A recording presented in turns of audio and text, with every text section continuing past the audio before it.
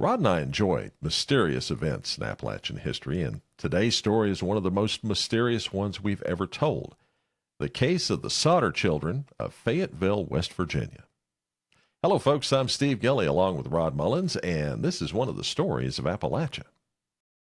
Well, Steve, we do enjoy a good mystery, but this is one of those that, I tell you, this really just hits you out of left field, and you really don't know really what's going on in this whole situation. And the more I read it, the more I became intrigued about the story altogether. I'd never heard of anything about this until I started reading the script and getting ready for the show. Yeah, this is one of those mysteries that continues to today. One of the most famous mysteries to come out of West Virginia, whether it's a crime, whether it's something else, we don't know, but it gets pretty deep, and we're going to get into that here in just a little bit. Now, we get started with this story early in the 20th century, when the coal and steel companies of Pennsylvania and West Virginia needed men to work faster than Appalachia could provide them. So they turned to the vast wave of immigrants coming from Italy and Eastern Europe, and among those immigrants to arrive was Giorgio Sodder of Tula in Sardinia in Italy. Now, Giorgio, or George Sodder as he came to be known in the United States, immigrated in 1908, eventually finding work on the railroads in Pennsylvania.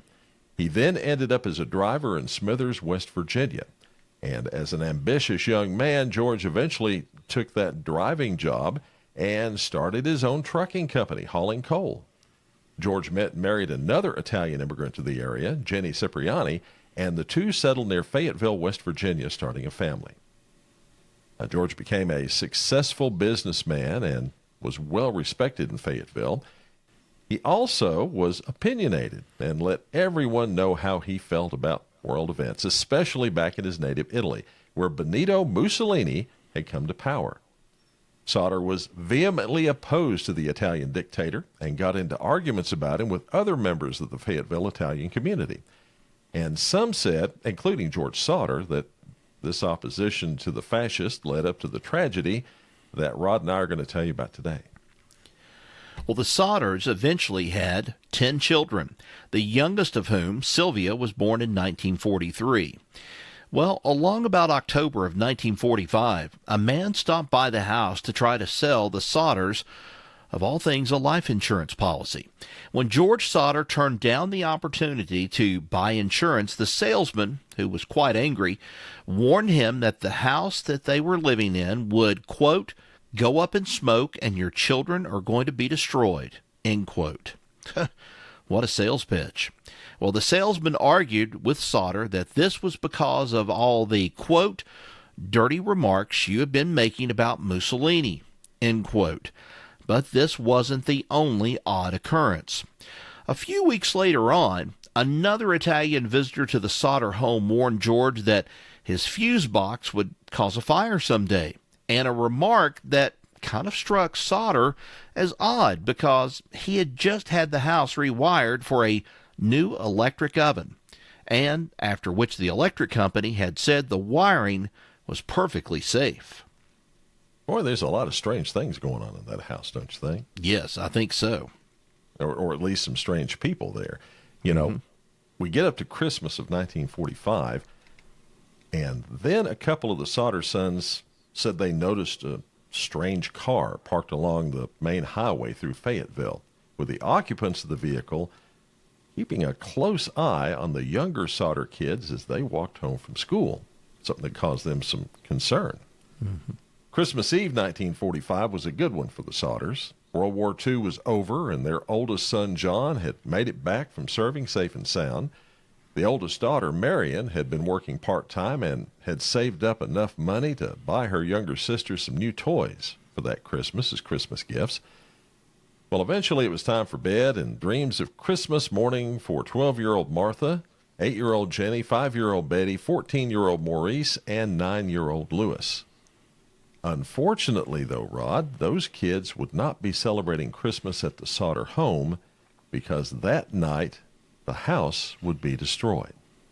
Now, Jenny had gone on to bed, taking 2-year-old Sylvia with her. Around 12:30 that night, she was awakened by the telephone. On the other end was a woman who Mrs. Sodder didn't recognize, amid the sound of laughter and clinking glasses and partying and all that. She told the woman that she had the wrong number, and as she hung up, she said that the woman made, quote, a weird laugh. It only got worse after that, though, didn't it, Rod? It certainly did, Steve. At 1 o'clock in the morning, Jennie Sodder was again awakened, this time by the sound of something hitting the roof of the house with a loud thud, and then the sound of something rolling across the roof. She then went back to sleep. A half hour later, she woke up again to the smell of smoke and discovered that the house was on fire.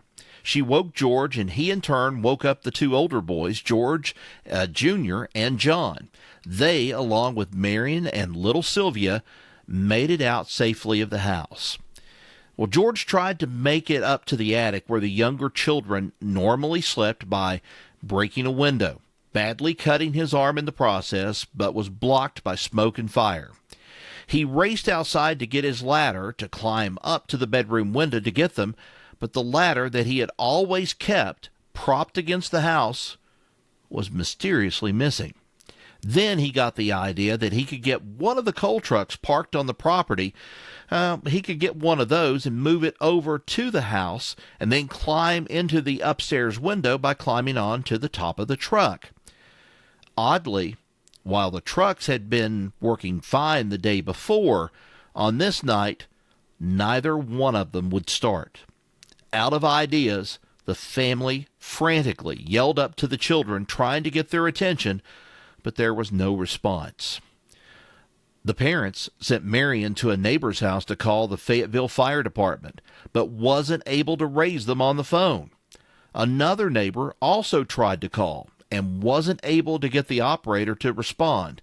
So, in desperation, that neighbor drove into town to track down the fire chief, F.J. Morris. After all of this, the department didn't get to the house until it was burned to the ground at about 8 o'clock that morning. Oh, wow. From 1 o'clock to 8 o'clock. It took them that long to get somebody out there. But you know what, Rod? This is where this story goes from tragic to odd. See, George and Jennie assumed that their younger children had died in the fire, and a quick search on the Christmas Day morning turned up no trace of human remains. Fire Chief Morris suggested that the blaze was so intense that it had completely destroyed any remains of the children. A subsequent investigation attributed the fire to, faulty electrical wiring. George Sodder had the basement covered with dirt and planted with flowers with the thought of preserving the site as a memorial, and the coroner's office issued 5 death certificates for the children based on fire or suffocation. Now, the fact that no remains were found kept nagging at the Sodders, however. Jennie couldn't understand how 5 kids could die in a fire and leave no bones, no flesh, no evidence that they ever existed. Those thoughts consumed her so much that she decided to conduct a little experiment. Jennie Sodder gathered up animal parts, chicken, beef joints, pork chops, what have you, and set them on fire, as hot as she could get that fire. Every time, no matter how hot she made the fire, there were always charred bones left. She went to a crematorium and spoke to a worker there who informed her that bones remain after bodies are burned for 2 hours at 2,000 degrees. Now, the fire at the Sodder house lasted 45 minutes before everything was destroyed. And on top of this, Rod, other odd things happened, didn't they? They did, Steve. A telephone repairman told George and Jennie that their lines, well, you guessed it, appeared to have been cut, not burned. A witness appeared claiming that, well, they saw someone at the scene of the fire taking a block and tackle used for removing car engines, which might have explained why the 2 trucks refused to start. And while the family was visiting the site one day, little Sylvia found a hard rubber object in the yard, which could explain the thud and rolling sound that Jennie had heard the night before. George examined it, concluded that it was napalm, pineapple bomb that was used in the military. Well, on top of all this, people started reporting sightings of the children. One woman claimed to have seen the kids in a passing car while the fire was in progress. Another claimed that she had not only seen the kids the morning after the fire, but she had served them breakfast at a tourist stop between Fayetteville and Charleston, West Virginia, and that they were in a car with Florida license plates. Another woman said that she saw them a week after the fire at a Charleston hotel. She had been working the front desk and had tried to speak with the children, but the adults, well, they became hostile and began speaking to the children and to each other, really, in Italian, refusing to speak to her. All of this prompted George Sodder to write J. Edgar Hoover in 1947 to try to get the FBI involved, but to no avail. And J. Edgar Hoover's reply was, Well, he said, although I would like to be of service, the matter related appears to be of local character and does not come within the investigative jurisdiction of this bureau. Now, the Sodders ended up hiring a private investigator, a Mr. C.C. Tinsley, to look into the disappearance of the children.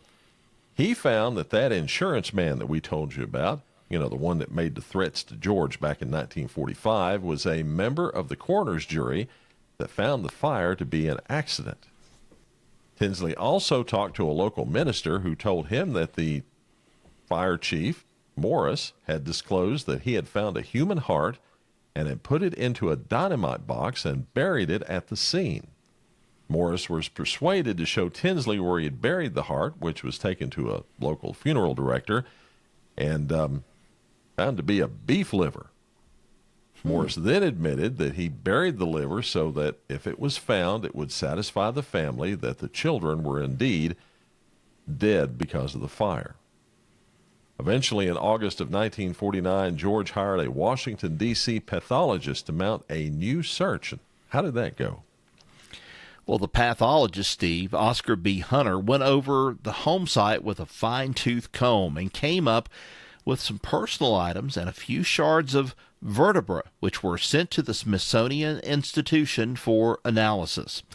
Now, after examining the remains, the Smithsonian determined that they came from one person and that person would have been 16 to 17-year-old, well, in that age group at his death. Not only that, these bones had not been exposed to fire, and that considering the short time the house was ablaze, 45 minutes, that there should have not been just bits of bone, but entire human skeletal remains. And the shards of vertebra? Well, likely in the load of soil that George had trucked in to cover the basement, which presents a whole different set of questions, but that's going to be a story for another day. As a result of the report, well, 2 hearings were held at the Capitol in Charleston. And the result? Same old story. Governor Okie Patterson and State Police Superintendent W.E. Burchett told Mr. and Mrs. Sodder to forget about their search and close the case. That's kind of cold how you say that, but at that prompted George and Jennie to put up a billboard along Route 16 offering a reward for information leading to the recovery of their children. Now, this had led to several different letters from around the country with tips, including that Martha was in a convent in St. Louis, or that the children were with a distant relative of Jennie's in Florida. None of these leads ever panned out. Then, in 1968, came the most mysterious bit of information. Someone mailed a letter to the Sodders enclosing a picture of a man in his mid-20s. On the other side was written, Louis Sodder, I love Brother Frankie. Now, both the Sodders agreed that the picture looked like Louis and could be an older version of him. The letter was postmarked in Kentucky but had no return address. George hired yet another private investigator to check into this photo and message, but they never heard from that investigator again. They amended their billboard to include that picture of Louis, and George then died a year later. Jennie retreated from the world after George's death, wearing only black, which she had done since the fire as a sign of mourning. She died in 1989, and with no one to pay the cost, the billboard finally came down, but the remaining Sodder children continued to investigate and came up with a theory of their own that the local mafia had tried to recruit George Sodder, and he had refused. Then they tried to extort money from him, and he again refused. So they arranged a kidnapping by someone the kids knew who took them out of the fire to safety. And they failed to contact their family because they were afraid that if they did, they would endanger them. And that's kind of where it is right now. Wow. Still just a mystery of all these things. And you would think in this day and age that someone, DNA, something like that, would be able to be put to this case. But you're kind of, I don't know, a needle in a haystack almost in a way, grabbing at guesses as what this could possibly be and who these children might be now, or if they're still alive in any kind of way. But it's a big mystery, Steve, no doubt about it. It is a big mystery, and unfortunately, DNA wouldn't help because they don't really have any DNA for sure. Right. Just some pictures and some odd little messages that they get back and forth, or had gotten back and forth over all those years. Right. A complete and total mystery. And like I said, one of the most mysterious stories we've ever told. And folks, that's the story of the disappearance of the Sodder children. Another one of the stories of Appalachia. Thanks for watching. We also produce short video stories about Appalachian history and Appalachian folklore, and you can watch those by following us on TikTok at Stories of Appalachia, right here on YouTube at Stories of Appalachia, and on Instagram at Story Appalachia for all those stories. You can subscribe to the Stories of Appalachia podcast by going to your favorite podcast app. Again, thanks for watching. Till next time, y'all take care. So long, everybody. So long.